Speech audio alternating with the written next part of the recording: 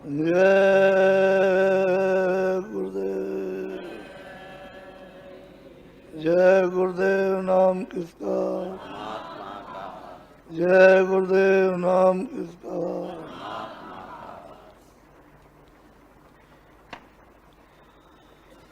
गुरु का ध्यान कर प्यारे,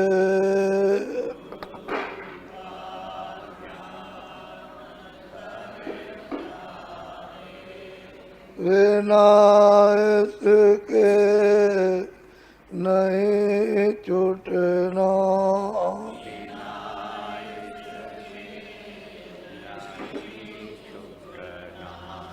नाम के रंग में रंग जा,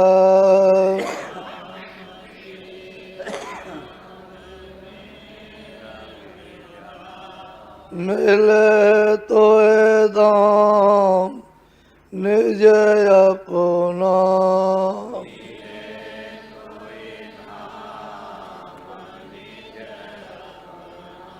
गुरु की शरण दृढ़ कर ले,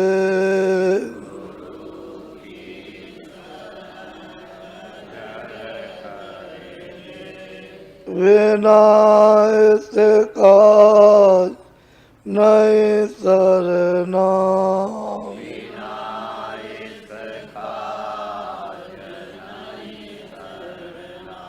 लोभ और मान क्यों चाहे,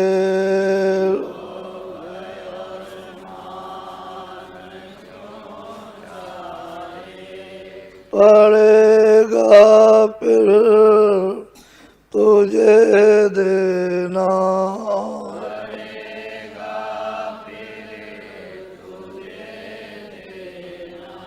कर्म जो जो करेगा तो,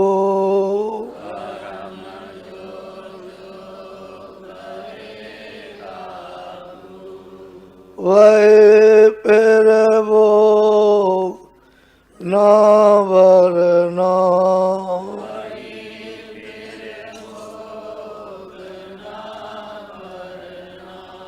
जगत के जाल से ज्यों त्यों,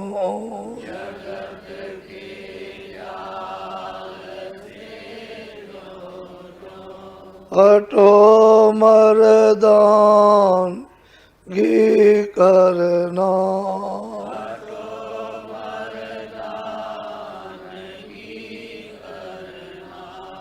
जिन्होंने मार मन डाला,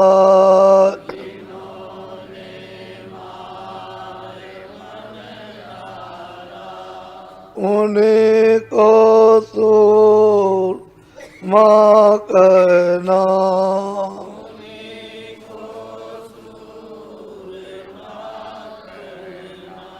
बड़ा वैरी ये मन घटों में,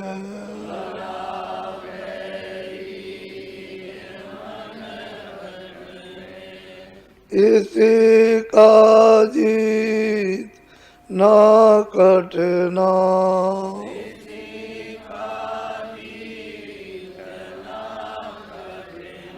पढ़ो तुम इसी के पीछे,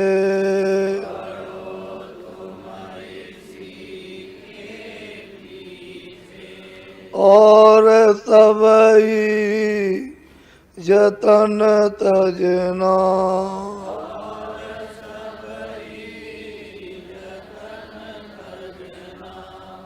गुरु की प्रीत कर पहले,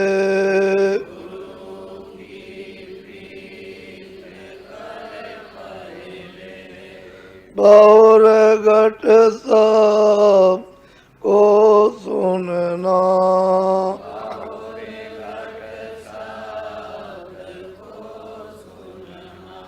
मान दो बात यह मेरी,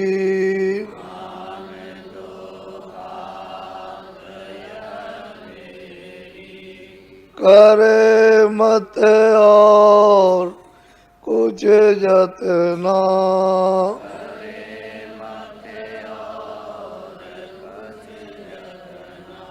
और जब जाए मन तुझसे,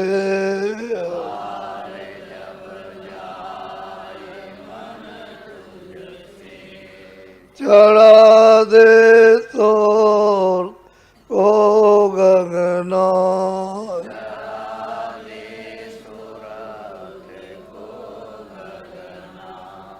गुरु का ध्यान कर प्यारे,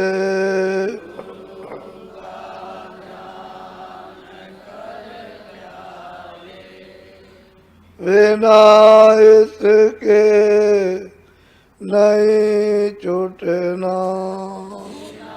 काम और क्रोध लोभ मोह में बुद्धि पागल हो जाती है, तो ये जीव बेचारा क्या कर सकता है? ये इसके लिए विकार है, ये दुश्मन है। इसको हमेशा जीवात्मा को रास्ते पर नहीं लगने दिया, गिराते ही रहे।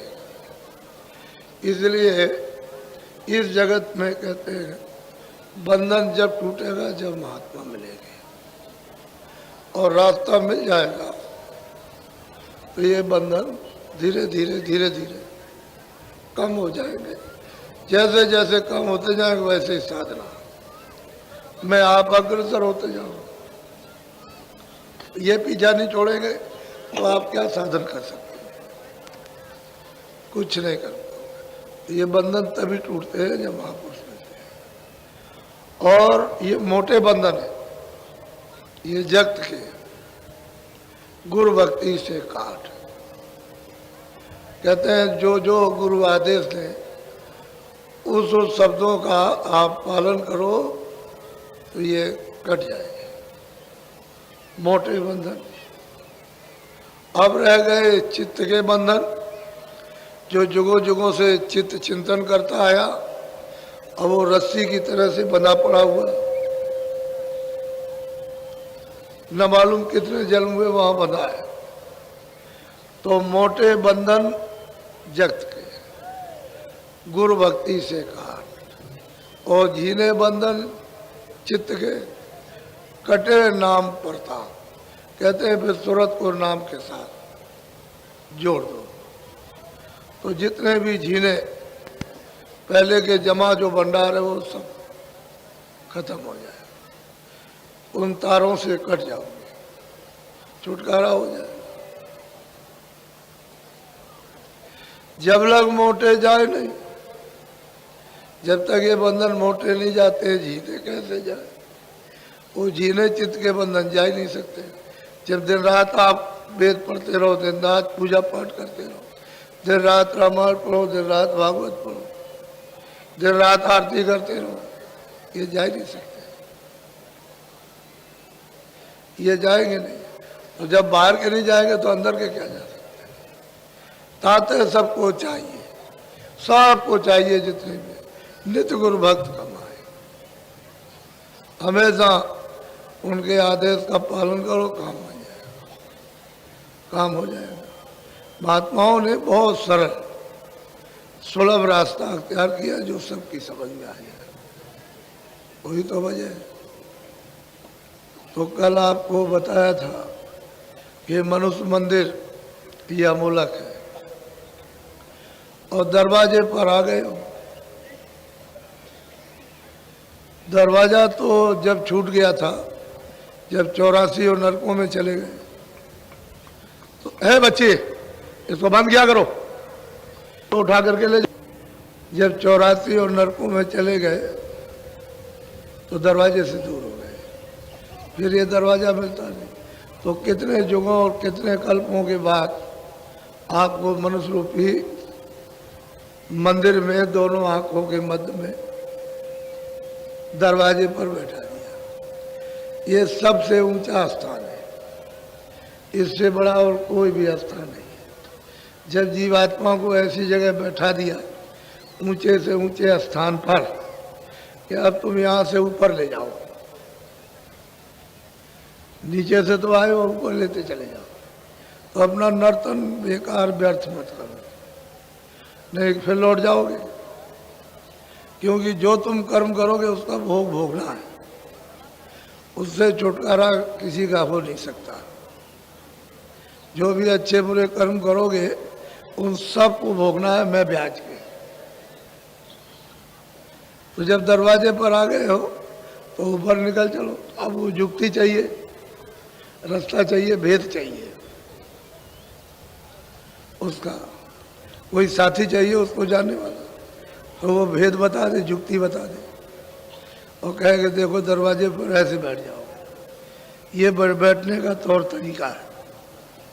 बस जो वो बता दे कि ऐसे बैठो तो आपको करना चाहिए।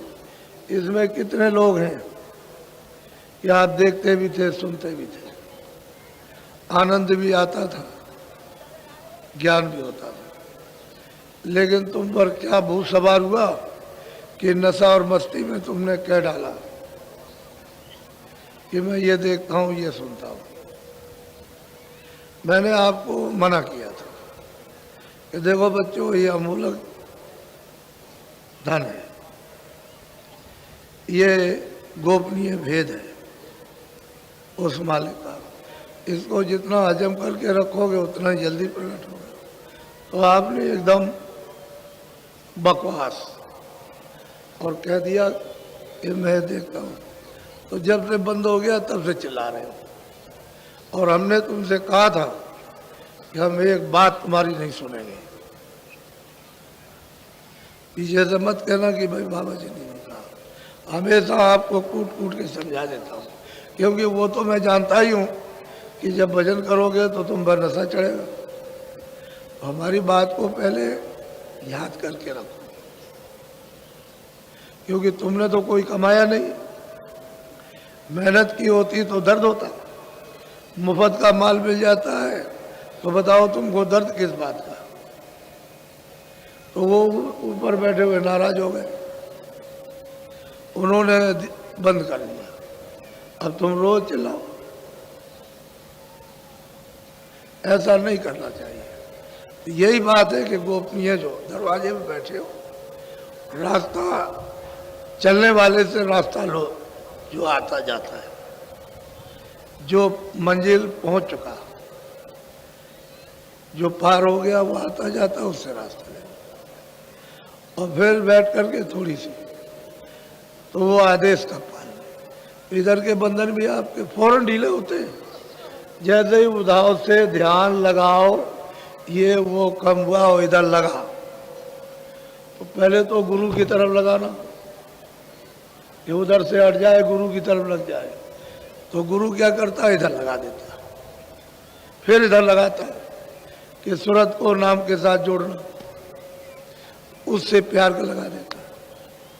तो दोनों काम बन गए कि इधर से हटे, गुरु से लगाया, बंधन टूटे छूटे। और फिर उसके बाद में अंदर में सूरत और नाम के साथ जब जोड़ दिया तो वो बंधन ये भी छूट गया, बाहर का अब अंदर का हो गया। तो उनका काम अलग है और हम लोग उसको समझ नहीं पाते। जैसे किसी डॉक्टर, हम देखते हैं डॉक्टर के यहाँ जाओ ना तो पैर भी पटको और हाथ भी पटको, सिर भी पटको। ये बताओ डॉक्टर कैसे दवा देगा और औजार कैसे लगाएगा चीड़ फाड़ करने का। कि तू तो वहाँ हाथ भी पटक रहा है, सिर भी पटकता है, पैर भी पटकता है। तो मैं देखता हूँ कि तुम चुपचाप नहीं बैठ सकते हो, कि तुमको कुछ देना चाहते हो तो पैर भी पटकते हो और हाथ भी पटकते हो और अब गिरते हो और कूदते भी हो। ये क्या है? यह इससे मालूम होता है कि बड़े कर्म खराब, इसलिए कूदा फांदी हो रही है। अरे भाई कुछ चीज लो तो जरा सा धीरे से, आस्तिकी से लेना चाहिए। लेकिन ये देखते हैं, खुद भी परेशान और हमको भी परेशान करते हो। इतना नहीं जानते हो कितनी मेहनत करते हैं और फिर भी। तो असली बात यह है कि लेना नहीं आता, जो कहते हैं उसको सुनते रहे तो वह छूट जाते हो। वो महात्मा महापुरुष तो जब जब आते हैं देने के लिए आते हैं, वो कुछ नहीं रखना चाहते हो तो कहते हैं भाई निकल जाए किसी तरह से, ये यहाँ से तो अच्छा ही है। वो कब चाहते हैं कि तुम यहाँ रहो, लेकिन बस यही इसी जगह घिरे पड़े रहते हैं बंधे हुए। ऐसा नहीं है, यहाँ तुम्हारा कुछ नहीं। ये बात बिल्कुल देखने में आती है, यहाँ किसी का कुछ नहीं है। अभी लड़के का समय हो जाए तुरंत चलो, उठा के लेगा गंगा जी में बहा दिया। किसका लड़का, किसका लड़का, किससे मोह करते थे, इससे करते थे। तो ये पड़ा है तो अब मोह कर लो, उसको फेंकने क्यों जा रहे हो।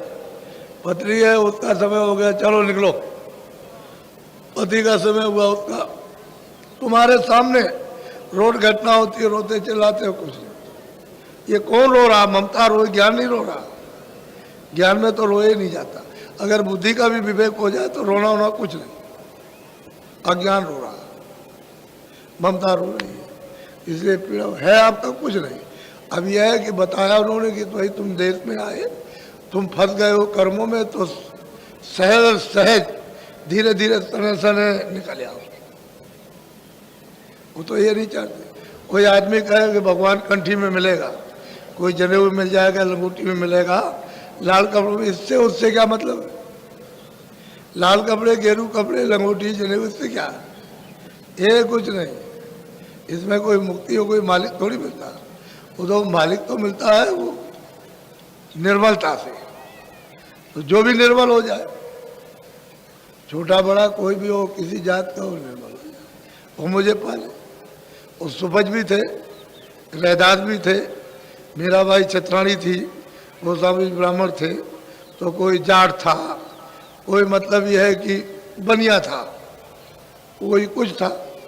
तो उससे जात पात, उससे क्या मतलब, आदमी होना चाहिए जो निर्मल हो जाए, वही मुझे प्राप्त कर सकता। यहाँ तुम जात पात में बंधे पड़े हो कि वो जात पात से मिलता है। जात पात से क्या, जात पात तो तुम्हारी व्यवस्था है, उसकी भौतिक चीज है कि इस व्यवस्था से रहना हो। जात पात नाम तो एक व्यवस्था है कि आपका नाम रख दिया तो आप पुकारे जाओगे, उसकी तरफ से तो कोई नाम नहीं। तो आप अपनी चीज को समझो, वो तो अलग है, लेकिन वो तो अलग है, उसको भी आप इसी में जोड़ देते हो, तभी तो तुम्हारे ऊपर संकट आ जाता। तो हमने कल बताया था कि देखो कैसे पहला स्थान कैसे प्राप्त किया। जब उन्होंने प्राप्त किया, पहली मंजिल पर पहुंचे तो ईश्वर का दर्शन, 3 लोक के मालिक का दर्शन। फिर दूसरी मंजिल तय की तो ब्रह्म का दर्शन हुआ, जहाँ की कारण वही से उत्पत्ति हुई है। अनाद वेद की उत्पत्ति शब्द स्पर्श रूप रसगंध वही से, वही कारण बीज है। तो बीज अगर मतलब यह है कि नाश कर दिया जाए तो जीव छुटकारा पा गया। जब तक बीज नाश नहीं होता तब तक किसी मंडल में भी सूरत पहुंच जाएगी तो उसको फिर वापस आना है। ईश्वर के लोक में पूजा, ईश्वर का साक्षात्कार करे, वहां रहे, उसको भी वापस आना। फिर ब्रह्मलोक में पहुंचे, लोक में रहे, वहां ब्रह्म का दर्शन करे और उसके बाद में उसको भी लौट के आना। लेकिन जब शब्द स्पर्श रूप रसगंध इसके बोझ से परे हो जाएगी, शब्द रूप हो जाएगी, फिर कुछ नहीं, शब्द में प्रकाश है, शब्द रूप हो जाती है। फिर ये दूसरों को खुराक देने लगती है। पहले दूसरों से लेती, जब शब्द स्पर्श रूप है तो दूसरों से खुराक लेती है, अब ये दूसरों को भोजन देने लगी तो शब्द रूप, तो फिर गुणातीत हो जाती है, फिर वो बंधन में नहीं आ सकती। तो ये भेद कोई जानता नहीं, अंदर जाकर के मालूम होता है, पता चलता है। जब उस मंडलों में जाओ तो मालूम होता है कि भी है क्या। उधर से पता चलता है ये सब छाया, सब छाया। और छाया पकड़ते पकड़ते कितने बादशाह है, कितने महाराजे, तमाम लोगों को कत्लेआम कर दिया, तमाम लोगों की हिंसा कर दी, तमाम को मार दिया, लेकिन पड़ा उनके हाथ कुछ नहीं, छोड़ के चले गए। हाँ, छाया किसी के हाथ नहीं है। इतना धन और दौलत सतयुग का, त्रेता का, द्वापर का और मतलब ये कलयुग का, और वो सब का सब बस। और किसके लिए ले? धन दौलत के लिए कत्लेआम किया, हाथ कुछ नहीं लगा। ऐसे ही यहाँ हाथ कुछ लगने वाले क्यों, छाया किसके हाथ आती है, वो तो ठगनी है। अभी यहाँ बैठ गई ऐसा और उधर से इकट्ठी होने लगी इधर से। अब देखा कि आपको घमंड और अहंकार आ गया तो यहाँ से उस गरीब के पास बैठ गई, तो वहाँ जाने लगा, ये रोने लगा कि जा रही है जा रही। पहले तो जब नहीं था रो रहा था, और जब आ गई तो घमंड अहंकार में अब जा रही, तो अब रोने लगा, वो हंसने लगा। वो पहले रो रहा था और फिर हंसने लगा। अब उसके बाद जब उसको भी गरुड़ गुमान और घमंड आया तो वहाँ से उसके पास बैठ गई। ये किसी की नहीं है, छाया किसी की नहीं होती बच्चा, और वैसे उसके लिए बिलाप कर रहे हैं। अरे भाई असली काम करो। मनुष्य मंदिर में आए, उन्होंने कहा भाई महात्मा को पढ़ो, उससे प्रेम करो, तुम्हारा बंधन ढीला हो जाएगा। वो युक्ति बता देगा, तुम अंदर चल पड़ो, उससे मदद ले लो, घर की तरफ चलो और अपने घर में पहुंचो। यहाँ कहाँ तुम्हारा घर है, सब परदेश है। तो आप 2 मंजिलें आपने सुनी, एक ईश्वर की है ब्रह्म की, और अगर दर्शन नहीं किए होते तो बताते क्या, दर्शन किए तभी तो बताया। और तीसरी मंजिल है पार ब्रह्म की। ये 2 ईश्वर ब्रह्म की 2 मंजिल प्राप्त कर ली। अब पार ब्रह्म की मंजिल है, उसको भी जरा सुन लीजिए ताकि आपको पता तो चल जाए कि भाई इतनी मंजिलें मुझे पार करके जाना है।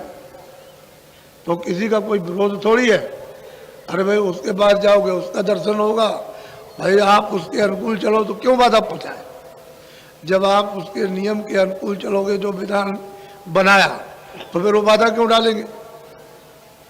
बाधा तो तब डाली जाती है जब आपने उसका उल्लंघन किया। आप उसके अनुकूल नहीं है, कोई बाधा नहीं। भाई कानून तो इसलिए बनता है कि आप कोई खराब काम मत करो, अच्छा करो। तो कानून किस बात का, कोर्ट कचहरी किस बात की। जब सब अच्छा काम करने लगे, कोर्ट कचहरी उठ जाएगी कि कोई बुरा करने वाला है ही नहीं, तो यहाँ बैठ के क्या करेंगे। ऐसा समय कौन बिताएगा। इसलिए उसके नियम के अनुसार चलो, तो कोई बाधा नहीं किसी तरह की। तो इन लोगों ने कोई अब नियम के अनुसार चले, कोई बाधा नहीं, अब चलते गए, उनका भी दर्शन उनका भी दर्शन। अब आप तीसरी मंजिल की बात सुन लीजिए, बोलो। अब चली तीसर पर्दा खोल, सोन मंडल का सुन लिया। अब ये जब ब्रह्म स्थान पर जब वो पहुंची, वहां साक्षात्कार हो गया। अब ये कर्म बीज है, जहां से उत्पत्ति हुई है बीज की, वहां जाकर के पहुंच गई। और उधर से आवाज आई है तीसरी मंजिल से, ये तो त्रिकुटी स्थान है ब्रह्म का, और वो स्थान है मतलब पार ब्रह्म का 10वां द्वार, उसको सुंड भी कहते हैं, सुंड मंडल। वैसे 10वां द्वार है, उसमें पार ब्रह्म विराजमान है। तो कहते हैं उनका बोल, उनकी आवाज आने लगी। तो कहते हैं 2 पर्दे पार करके तीसरे पर्दे की तरफ चली, क्योंकि उधर से बड़ी कशिश आवाज किंगरी सारंगी की बजती हुई, इतनी अद्भुत कि सुरतें उस आवाज को सुन करके नाचने लगती और नाचती है। तो अब यहां पर जैसे ही आवाज सुनी, तैसे ये बीज जला, नाश हो जाएगा। ऐसे ही जैसे ही आवाज को सुना और पकड़ा और चली उधर से, बस बीज खत्म। नीचे जितने भी गगन, जितने भी मंडल, ये सब छोड़े। इनके मंडल, इनका राज अलग है, ब्रह्म का राज अलग है, ईश्वर का राज अलग। जहां ब्रह्मा विष्णु महादेव रहते हैं उनका राज अलग, और यहाँ अलग अलग राजाओं का खंड राज, इतना तुम्हारा, इतना तुम्हारा, इतना तुम्हारा, ऐसे मतलब। तो ये सब छोड़ दिया। अब उधर चली उधर, बोलो। 10वां द्वार तेज प्रकाश, छोड़े नीचे गगन आकाश। अब जो देख रही है सूरत कहती है भाई वो 10वां द्वार है, तेज प्रकाश। बहुत तेज है लेकिन बहुत शीतल। प्रकाश बहुत तेज है, बहुत शीतल है, ठंडा। वहाँ गर्म नहीं, गर्म तो कोई नहीं है लेकिन बहुत शीतल है, बहुत तेज, इन दोनों से बहुत तेज। और जो उनका शरीर है वो तो एक से, ये कोई इतना शरीर थोड़ी है कि ऐसा है, ये तो इतना संसार नहीं, इतना तो ईश्वर का शरीर है ये जिस्म, उससे लाखों हिस्सा बड़ा तो ब्रह्म का जिस्म है। और उनका पार ब्रह्म का बहुत बड़ा शरीर है। तो ये शरीर नहीं है जिसमें मलबूत्र होता है, वहाँ मलबूत्र का कोई नाम निशान नहीं, जब ये हाड़ बात का ही नहीं है तो किसी तरफ से भी देखिए बस रोशनी रोशनी, प्रकाश ही प्रकाश, नूर ही नूर बरसता है।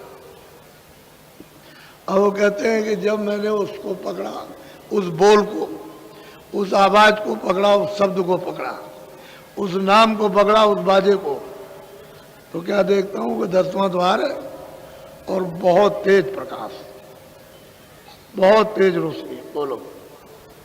मान सरोवर किए स्नान। अब वो सूरत कहती है कि जब मैं उधर गई तो मैंने क्या, बड़ा भारी मानसरोवर है, इतना बड़ा मानसरोवर है कि ये जितने आपके अगर एक एक कण का एक एक लोक मृत लोक बना दिया जाए तो ये सब उसमें डाल दीजिए, सब उसमें समा जाएगा, इतना बड़ा है। कहते हैं कि हमने उस मानसरोवर में स्नान किया। अब तालाब नहीं होगा, वो तालाब कहा ही जाता है, उसके इर्द गिर्द इस तरह के महल बने हुए ऐसे ही मालूम होता है कि तालाब जैसा, यानी इशारों में यही आता है, दूसरा कोई इशारा उस तरह का कर नहीं सकते। तो तालाब का सबने इशारा किया, सब करते हैं, वो तालाब है मानसरोवर। कहते हो मानसरोवर क्यों कहा, मोती चुंगे जाते हैं, पानी नहीं है। और क्यों मोती चुने जाते हैं, हंस रहते हैं, ये पंछी वाले हंस नहीं जिनका आपने नाम सुना होगा, वो सुरते, रुए, वो वहां रहती और मोती चुनती है। कहते हैं हमने स्नान किया, सब धो डाला, जो कुछ भी इधर का था सब छोड़े, गगन आकाश, सब सूरज मंडल, चांद मंडल, तारागणों के मंदिर, अनेक ब्रह्मांडों, सबको छोड़ दिया। और तब उधर चली वो सूरत तीसरे स्थान की तरफ। स्थान का नाम है 10वां द्वार, और कहते हैं कि बहुत तेज प्रकाश है, रास्ते में ये पड़े। अब जब तालाब इतने बड़े बड़े हैं तो लोग तो बहुत बड़ा होगा, इसलिए पार ब्रह्मांड तो पार ब्रह्मांड है। बोलो। हंस मंडली जाई समा। कहते हैं वहां हंस मंडलिया, झुंड के झुंड, एक क्षण के अंदर, यानी करोड़ों मील ऊंचा महल बना दे, ये ऐसे में बन जाता है, यानी करोड़ों मील ऊंचा महल, और कितना लंबा चौड़ा, कहते हैं इतने झटके में बन जाता। बस ऐसे दृश्य उन हंस मंडलियों के नित्य प्रति क्षण क्षण होते रहते हैं। ऐसा मतलब ये कि वहां रचना उसकी इस तरह की है। अब वो लिखने में, इशारे करने में आ सकता है, कैसे खड़े होकर के। अब वहां कोई अंधेरा तो है नहीं है कि भाई वो अंधेरा होगा, कोई दीवार लग गई होगी, और कुछ नहीं। अब वो कहते हैं कि भाई वो हंस मंडली, झुंड के झुंड, बेशुमार, और उनमें प्रकाश ईश्वर से बहुत ज्यादा। जो सैदल कमल में ईश्वर विराजमान, खुदा गाढ़ विराजमान है, इससे बहुत ज्यादा उन हंसों का एक एक का यानी प्रकाश है। इनका प्रकाश तो कुछ नहीं, जो उनका प्रकाश है। कहते हैं जूत के जूत, झुंड के झुंड, अनगिनती ऐसे कि जगह जगह ये देखने को उस तालाब के इर्द गिर्द में मिलते हैं। बोलो। सोन शिखर चढ़ी सूरत घूम के घरी सारंगी डाली। कहते हैं कि उधर में जब सूरत गई तो वहां बाजा सुन रही है किंगरी सारंगी, बड़ी धूम मची है, अद्भुत बाजा है, बड़ा धूमधाम का बाजा बजता है, घुमड़ घुमड़ कर बाजा बजता। अभी उसको सुन रही है और जिसमें से आवाज निकल रही है उसका दर्शन कर रही है। नाम और नामी बस यही है कि वो नामी है जिसमें से आवाज आ रही है, और जो सुन रहा है वहां तक वो नाम है। अब नाम को पकड़ के नामी के पास पहुंच सकते हो। अब ये इधर से दूसरी मंजिल से अगर आवाज को वहां से नहीं सुनती तो पकड़ करके उधर कैसे जाती? वो तो सुनी, उसकी कशिश है, फौरन आवाज खींच ले गई और जा करके उसने स्नान कराया, फिर धूम मची है। किस तरह का नाच होता है यहाँ, नाच कुछ नहीं। ये जो आप देखते हो थिएटरों में जाकर के इसी में मोहित पड़े हो। कितना भी रोका जाए बच्चों को, भाई मत जाओ, कोई अच्छा नहीं है, कोई अच्छा नहीं है, चोरी से चले गए, हम तो मित्रों से मिलने गए थे, चोरी से चले। जब यहीं फंस गए हो तो वहां तो मतलब है कि बगैर सनीमे के सनीमे हर क्षण, वहां कभी कोई सोता ही नहीं है, क्योंकि वहां तो नींद है नहीं, रात्रि है नहीं, ना वहां यहाँ दिन है, न सोने वाला ये शरीर है, न ये बाहर की चरम आंखें, वहां तो कभी कोई सोता ही नहीं सदैव, क्योंकि वहां तमोगुण, ये आलस, सुस्ती, जाहली, कायली, ये तो शरीर में, वो तो वहां कुछ है नहीं, वो तो सूरत है। बोलो। सोने सोने सूरती हो गई सार, पहुंची जाए त्रिवेणी। अब वो कहते हैं कि सुन सुन करके स्नान किया मानसरोवर में। अब वो इतना जोर का प्रकाश है उस मानसरोवर में, ऊपर से पड़ता है वहां, तो प्रकाश में जब स्नान करती है तो उस रोशनी को बर्दाश्त करती है, सहन करती है। नहीं तो ऊपर की रोशनी अगर जाएगी ऊपर तो बर्दाश्त नहीं कर सकती, रोशनी उसे बर्दाश्त करना पड़ेगा। ये ऊपर टिक सकती है कि नहीं टिक सकती है, इसलिए उसको स्नान किया। कहते हैं उसकी धूमधाम से, कहते हैं कि उन बाजों में जब वो रली मिली, उसमें रत हुई, तो उधर जा करके ऊपर की तरफ उधर जाती है तो त्रिवेणी, गंगा, जमुना, सरस्वती साफ, लेकिन ये नदी नहीं है गंगा जमुना। लेकिन दूसरा कोई प्रमाण नहीं गंगा ही जमुना का है कि गंगा जमुना, ये एक धारा काली है और एक बिल्कुल एकदम सफेद, वो तीन धाराएं हैं, तीन प्रकार की, इसलिए उसका प्रमाण, ये सब शब्द ऊपर ही से आया, यहाँ गंगा जमुना का नहीं है, ऊपर से आया। और वहां वो असली त्रिवेणी संगम है। अब वहां जब सुरतें जब जाती हैं, वहां स्नान करती हैं, तो मतलब ये वो धारा, बोलो। महासोन काना कालीन, गुप्त भेद जायली नाची। अब वो कहते हैं कि जब वहां पहुंची 10वें द्वार में पारब्रह्म, इसी को पिया पद कहते हैं, दर्शन किए उस पारब्रह्म को, और वहां से ऊपर से आवाज आती है, महासुन यानी भंवर गुफा, जो सोहम पुरुष विराजमान, सोमस्मृति वृत्ति अखंडा, तुम्हारी रामायण में लिखा है, सो नकार। और कितने हजारों योजन दूर से दिखाई देता है। एक योजन का 4 कोस होता है।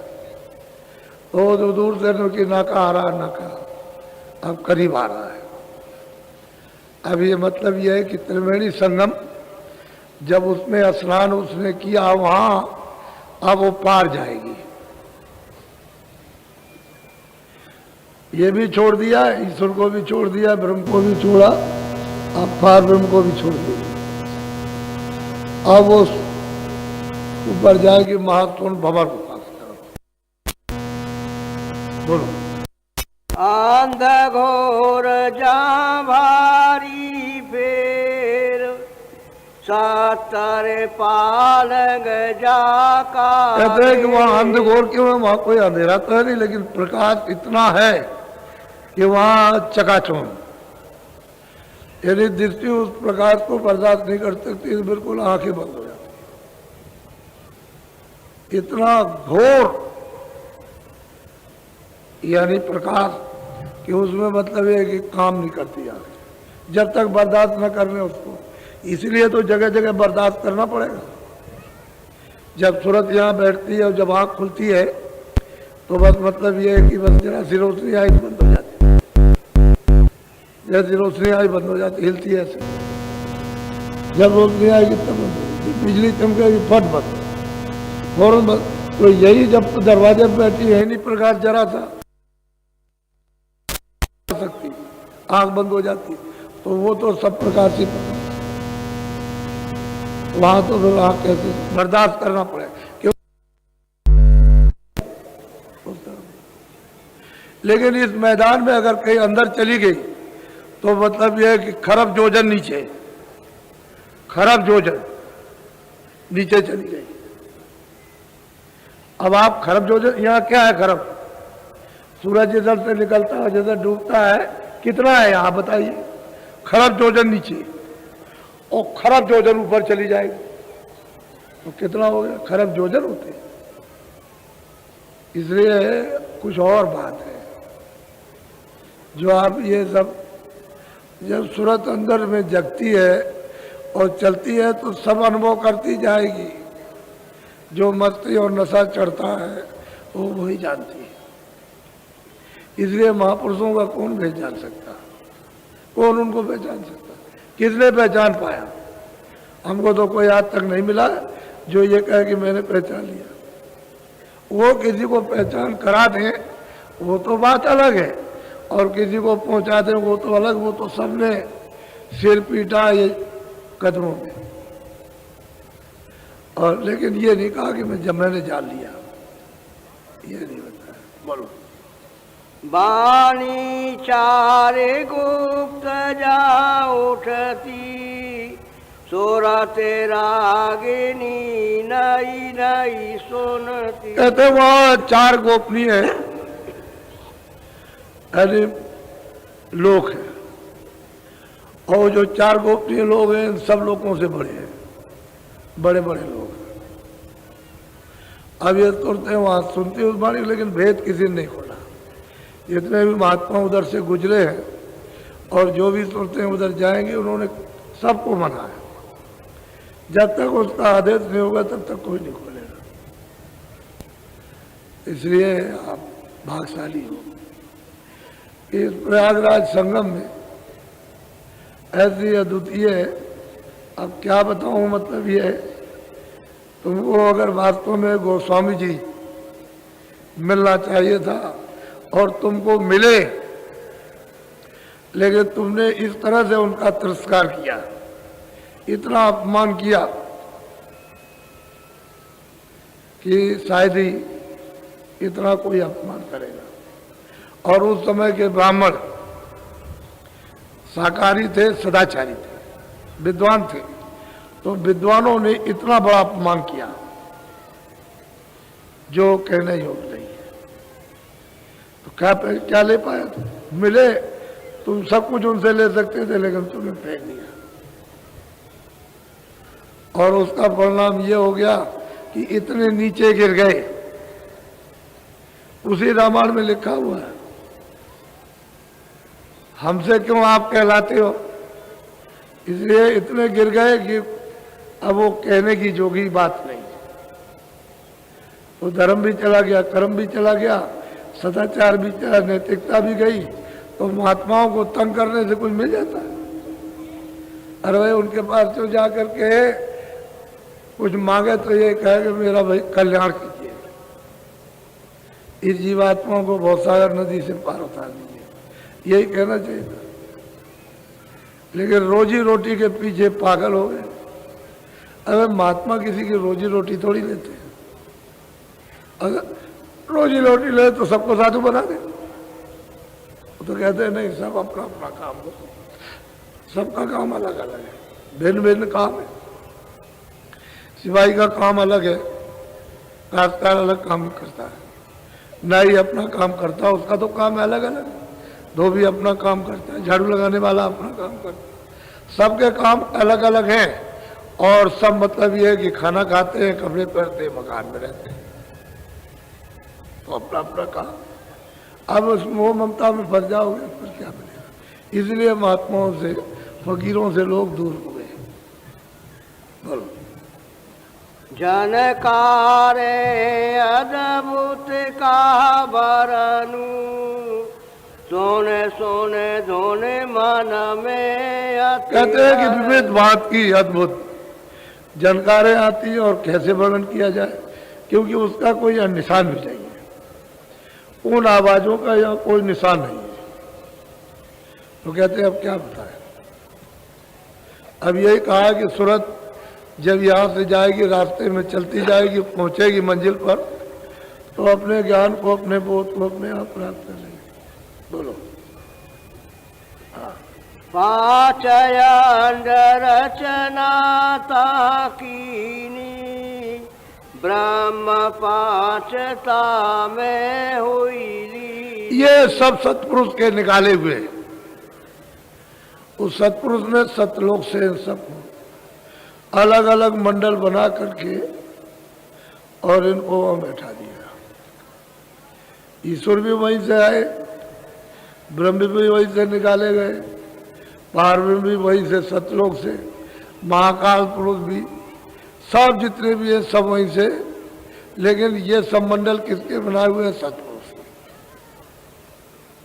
अरे पूरे मंडल हम तो बना दिए और फिर बाद में इनको अपनी धार पर भेजा। वही शब्द पर नीचे इनको उतारा, अपने शब्द पर उतार करके ठेका बना करके इनको बैठा दिया। और ये सब लोग अपने अपने मंडलों में, अपने अपने स्थान पर सब के सब उसी सतपुरुष के ध्यान में लगे रहते हैं। उसके बगैर, उससे तो सब थर-थर कांपते हैं। इतना डर आपको नहीं जितना इन सबको डर है उस सतपुरुष का। बोलो। आंडन शोभा मरनु कैसी, सब जैसे कोई पी। कहते हैं कि जो वहाँ की रचना है, जो शोभा है, जो सुंदरता है, खूबसूरती है, वो यहाँ कोई चीज मिलती नहीं है, इसलिए उसका वर्णन भी नहीं हो सकता।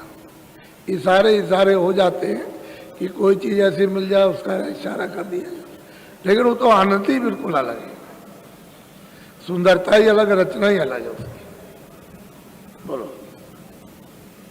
लाखे लाखे अरबता सुपरमाना, यह अंडायते तो छदी। कहते हैं कि भाई ये जो आपका तीन लोग जो है, ये ब्रह्म पद और ईश्वर पद और ये सब, ये कहते कुछ नहीं। ओ तो जैसे कि एक बालू का कण है, ऐसे दिखाई देता है। तो जब यहीं पर दिखाई देने लगा तो वहां पर सत्यदेश में, सत्यलोक में, वो तो सागर है, फिर इसकी उसकी क्या तुलना हो सकती है? लेकिन यह है कि उस मालिक ने अपनी मौज मर्जी से, जो उनकी मर्जी थी, वो तो समर्थ है, उन्होंने ये रचना रची और हम लोग सबके सब वहीं थे, आनंद लेते थे। वहाँ सुख दुख का कोई नाम निशान नहीं था, मौत थी नहीं वहाँ। अब वहाँ से हम लोग को भेज दिया, सही बात तो यह है कि ये कह के भेजा था कि तुम ये गंदगी को, सबसे नीचे का हिस्सा, नीचे वाले हिस्से में गंदगी थी पर पता नहीं चलता था, ये सब मसाला था लेकिन बहुत खफीफ। तो उसी मसाले के साथ जो सुरतें थी, कहा तुम चले जाना, उसको सबको वहीं छोड़ देना, और तुम चले आना। तो ये नहीं आना चाहती थी, ये सब प्रार्थना करने लगी सबकी सब। तो उन्होंने कहा अच्छा हम संत बोध भेजते हैं। तो उनके साथ में अपना बोध साथ ही उतार दिया और ये कहा कि वो हमारा बोध हमेशा रहेगा। तो उसी को कहते हैं गुप्त संत। वो हमेशा एक भी सूरत रह जाएगी तब तक वो यहाँ रहेगी, और वो हमेशा दरबार में आते जाते रहते हैं, सबसे मिलते हुए जाते हैं, सब मंडलों में। उनके सामने कोई मंडल छुपते नहीं, कोई लोग छुपते नहीं, सब में जाकर, और सच्चे यानी दरबार में सब हाजिरी देते हैं और वहाँ सब सूचना देते हैं। और वो यहाँ जब तक रहेंगे आप तब तक वो रहेंगे यहाँ, उनको यहाँ कोई नहीं पहचान सकता। इस तरह से तब सूरतें आई थी यहाँ, नहीं आने नहीं चाहती थी, तब उन्होंने मना करके भेजा। फिर भी है कि कितनी खेप निकल गई, अनगिनत खेपें चली गई जिसकी कोई गिनती नहीं है। लेकिन लाख लाख बरस पूरा होने पर, लाख बरस का शरीर मिला, यहाँ रहे सब ज्ञानी थे, सब विज्ञानी थे, कोई पाप पुण्य के कोई झगड़ा मगड़ा नहीं था। और जैसे पूरा समय हुआ बात, बहुत समय के बाद तब ये नियम बना है। और जब से ये नहीं बना तभी से हम बांध लिए गए, तभी से हमारे साथ में जंजीर यानी हथकड़ी बांधी गई कि अब तुम कर्जा चुकाए जाओ, और मतलब ये है कि अब फिर चले जाओ। तभी तो धर्मराज तलाशी लेता कि इधर कौन जा रहा, तो उसकी आवाज़ इतनी है कि कितने बड़े बड़ों की फूंक निकल जाती है। कह लगे क्या है तुम्हारे पास में, कह लगे देख लीजिए आप, क्या जा रहा दो, तो टिकट दिखा देते हैं महापुरुषों का कि ये है। कह लगे अच्छा अच्छा अच्छा, फिर नहीं रोकेंगे, कह देंगे अच्छा जाओ। और अगर आपके पास टिकट नहीं है तो फिर कहते हैं कि सबका झारा ले, सबका झारा लेता, उलट नरक में दे, फिर फौरन मतलब इन पर वापस जाओ, सीधे नरक निकल आए। उसके बाद में कर्मों का जखीरा और फौरन वापस करना, जाने नहीं देगा। ऐसा चौकी पहरा उसका लगा हुआ है जब से ये नियम बना तब से। अब यह है कि इसी कलयुग में अब कितनी सूरतें निकल गई, कितनी निकल रही। ऐसा नहीं कि रात का महापुरुषों ने खोल दिया और सुलभ कर दिया सबके लिए, स्त्री पुरुषों के लिए सबको भजन करना, स्त्रियों को भी उतने भजन करना, उतने पुरुषों को करना, सबको अधिकार दे दिया कि अब सहज भजन आसान, सहज है, सीधा है, आसान है, ऊंचा, और सब और नाम का सभी कर सकते हैं और इसी से पार हो सकते हैं, दूसरा और कुछ। बोलो। या मैं ब्रह्म व्यापक जोई, ताकि गति कहो कितनी होई। कहते हैं भाई उनके सामने ये क्या कुछ नहीं। ये तीसरी मंजिल, और उन्होंने कहा देखो ऐसे प्राप्त की जाती है, पाई जाती है। आगे की चलिए, बोलो। ताका ज्ञान पाई यह ज्ञानी, फूले मन में होए। कहने का मतलब यह है कि अगर यहाँ भी पहुंच जाओ कि भाई ईश्वर का साक्षात करो तब भी ठीक है, लेकिन किताबें पढ़ करके बस कहते हैं ज्ञान में भूल गए। किताबें पढ़ ली, इतना घमंड, चकना चूर, इतना घमंड, इतना। अरे भाई कुछ तुम बैठ के कुछ कर सकते हो, कुछ किया है, कुछ नहीं। बात मतलब ये विद्या का हमको इतना घमंड, इतना गरूर आ गया कि दूसरे की सही बात को सुनते हो। कहा जाए कि अच्छा भाई थोड़ा सा बैठ करके तुम थोड़ा रोको तो 2 मिनट भी नहीं बैठ सकते, लेकिन घमंड हो। तो कहते हैं ये भौतिक विद्या है, ये टेढ़ा कर देती है। अगर विवेक ना रहेगा तो गए। और ये भौतिक विद्या इसलिए कम से कम बुद्धि को तो सम रखना चाहिए, लेकिन बुद्धि को क्रोध में, अहंकार में, गरुड़ में, तो कहते हैं इसी में भूल गए, उनको भी कुछ नहीं मिला। जानी उन्होंने ध्यान लगाया, उनको भी कुछ नहीं मिल पाया। किसी ने कुछ किया, किसी ने किया। ये सब मतलब ये है कि भूल गए, क्यों कि रास्ता तो मिला नहीं और अटक गए, कोई किसी में, कोई किसी में, कोई किसी में। जो जिसमें समझता चलो ठीक हम कर रहे हैं, और कर कोई ठीक नहीं रहा, क्योंकि जानने वालों के पास पहुंचे तब तो पता चले। अब जानने वाला कोई मिला नहीं तो समझते हम जो कर रहे हैं वही ठीक है। तो आपके कहने और समझने से तो नहीं बनेगा। बोलो।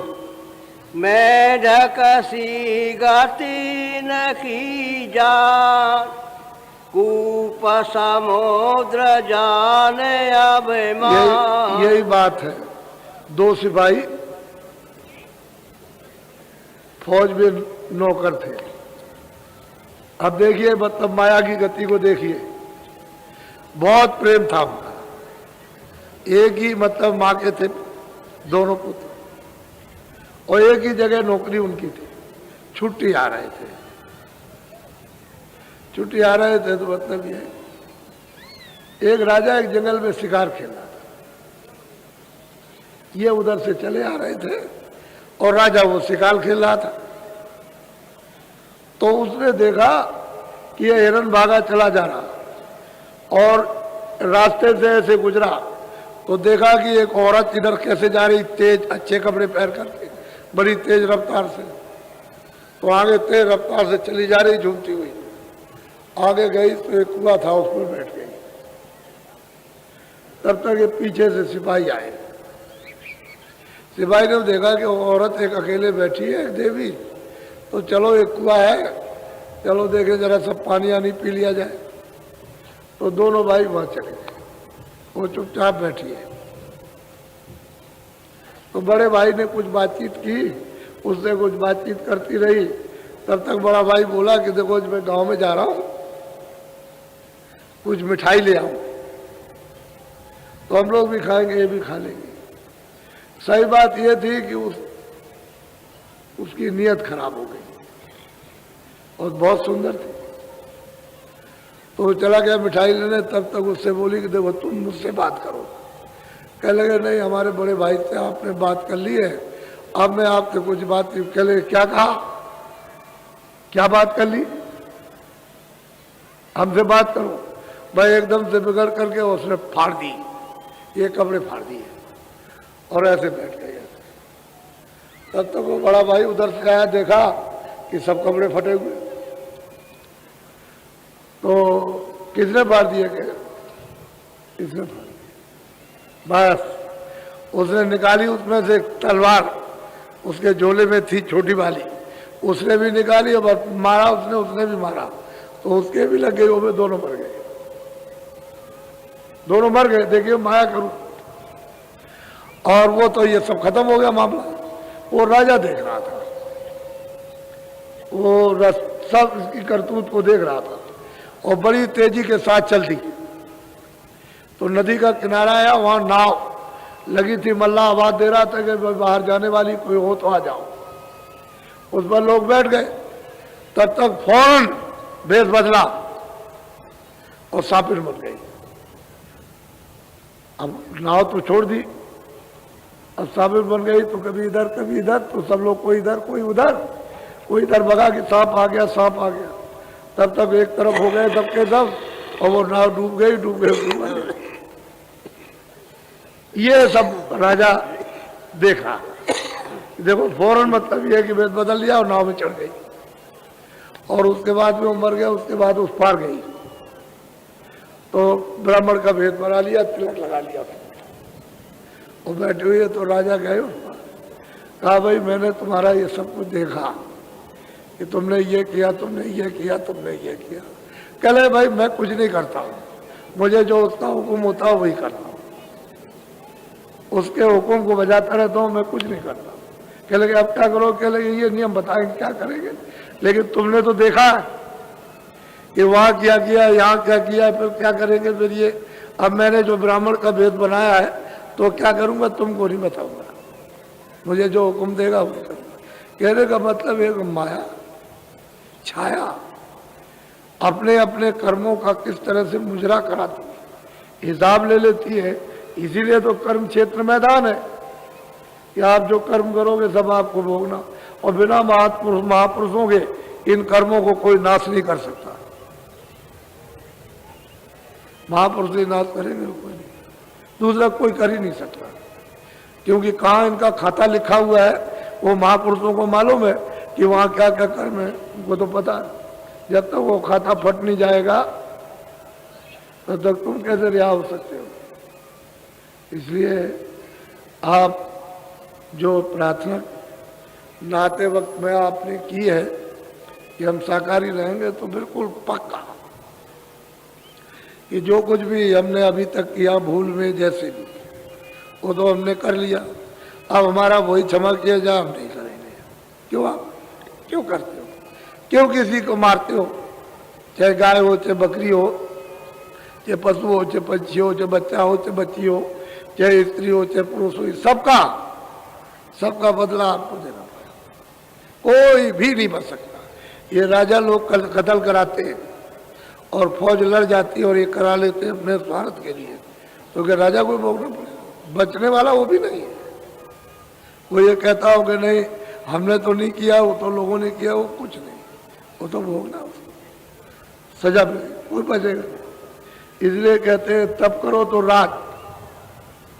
राज का प्रलोभन के अच्छा राज ले लो, तो राज ले लिया तो फिर आपने भोगे नरक को चले गए सीधे। इसमें गुंजाइश की बात नहीं।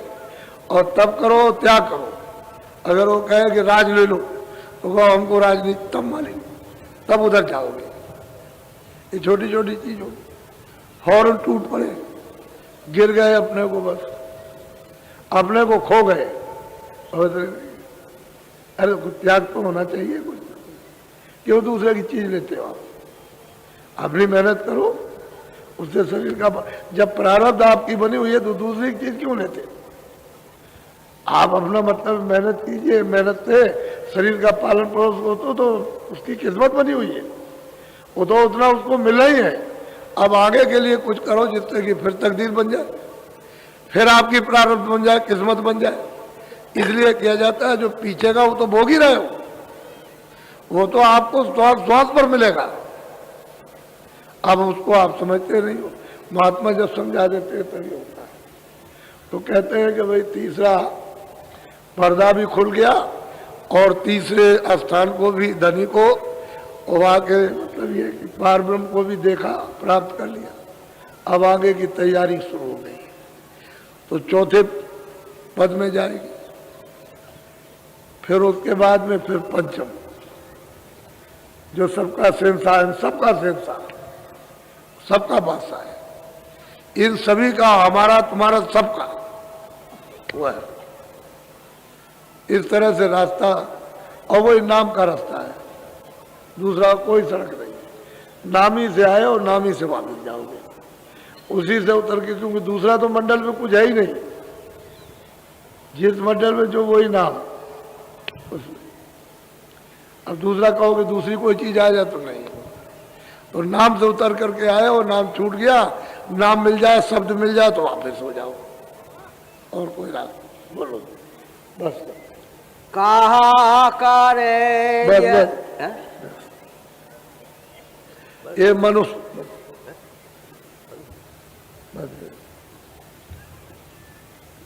ये मनुष्य तन दुर्लभ से मिला। कितनी पूर्व में तपस्याएं की आपने, कितने दान पुण्य, कितने अच्छे नहीं कहा, तब आपको मिल गया। और हम इसलिए इस जीवात्मा को अब की बार आप जगा, ये सौभाग्य है सबका, अहोभाग्य। फिर ये मौका मिलेगा। आज शाम को नामदान होगा। जो जिज्ञासु हैं, जो बाहर से आए, उनको तो मिलेगा ही। हम तो इसी काम के लिए आए, और हमारे काम हमारा क्या, हमको तो ये जगाना। हम तो चाहते हैं कि दरवाजे पे बैठ कर चलो जल्दी से इधर बैठो और निकलो, क्योंकि जीवात्मा यहाँ फंसी पड़ी है। यहाँ उस पर ये सब कूड़ा कचड़ा अंदर लदा हुआ, तो थोड़ी सी निमित्त मात्र जरा सी ये मेहनत करो कि इधर से मुंह मोड़ो, ये मन है, बुद्धि है, चित्त है, और इधर मतलब ये यहाँ को लगा के अंदर के कान, अंदर की आंख, अंदर की नाक से काम लो, सुनने का, देखने का, सूंघने का, तो तुम्हारी आंख भी खुल जाए, कान भी खुल जाए, नाक भी खुल जाए। आंख तुम्हारी उससे काम नहीं लेते हो, कानों से काम नहीं लेते हो, इसलिए वो खराब पड़ी हुई। फिर उस पर खराब होने के एवज में गंदगी लाद ली। अब वो महात्मा जानते हैं गंदगी कहाँ लदी, और तुम साफ नहीं अपने को कर सकते हो, तो कहते हैं जब ऐसे करो ये सुलभ हो जाएगा। तो धीरे से लगाते हो, फिर सफाई करते हैं, जैसे सामने देख, सामने सुन, उधर ऊपर की तरफ। तो धीरे धीरे करत करत अभ्यास के जड़मत और सुजात। गोस्वामी जी महाराज भी तो ऐसे ही थे कि जब उनको रास्ता मिल गया तो घर में किसी को बताते नहीं थे माँ बाप को क्या कर रहे हैं, बैठ करके कमरे में। ये तो चर्चा वहाँ रहती थी कि लड़का अंदर बैठ करके क्या कमरा बंद किए हुए, बहुत देर हो गई, तो कोई सोते थोड़ी थे, वो बैठ करके मतलब कर रहे थे। लेकिन जानकारी तो किसी न किसी तरह से हो जाती है, चाहे जान में हो चाहे अनजान में। अब अनजाने में थी कि कमरा बंद कर करके पता नहीं अंदर क्या घुस जाता है, क्या करता है। जब उनकी इच्छा हो तभी अंदर घुस जाए। कमरा को बंद करने से किन्हीं को बाहर से आवाज दें, कर भाई खाना बन गया, रोटी खा लो, तो नहीं खा। ऐसे ही मतलब ये है कि सभी ने ऐसे किया, किसी को क्या मान क्या जब तो असल में निमित्त मान। तो ये अवसर आपको मिला और अमोलक चीज मिल रही है, तो कोई देगा नहीं। इस तरह से जैसे आपको बांटी जा रही है, कोई देने वाला नहीं है, ये अमोलक चीज है। और मतलब ये कि आपको कहा जा रहा है ले लो ले लो, तो ये तो मैं जानता ही हूं कि आपको लेना आता नहीं है, और दे दी जाती है तो रख नहीं सकते हो, क्योंकि रख नहीं जाता। वो तो वही बात है कि धीरे धीरे सने सने ही सब काम हो जाता है। अब ये दृश्य आप सब देख रहे हो, आपको क्या मालूम कि मैं रात को किधर गया था, लेकिन किसी को पता नहीं, किसी को मालूम नहीं, किसी को भी पता नहीं है, कोई नहीं जान सकता एक आदमी के सिवाय, एक ही आदमी जानता है। और कहाँ कहाँ घूमे आए लेकिन आपको नहीं मालूम। लेकिन नहीं, आप लोग लग जाइए, किया है आपने सेवा काम, ये इस तरह से कर्जा हमारे सामने, आप इसी सेवा से झाड़ू लगाकर ये गंदगी को उठा करके इसको साफ कीजिए। और महात्माओं ने ऐसा किया है, तब महात्मा बने, तब उनको प्राप्त हुआ। वो इसको कुछ नहीं समझते, इसको इसलिए कूड़ा कचरा, इसको ऐसा मत समझो ये सब कर्जा है जिसका मलबूत उठा करके फेंक दोगे, अरे इतने में तुम्हारा इस प्रयागराज त्रिवेणी संवर्धन लेन देन कर्जा खत्म हो जाएगा। तुम दिल से करो, मतलब ये हृदय से, स्वेच्छा से।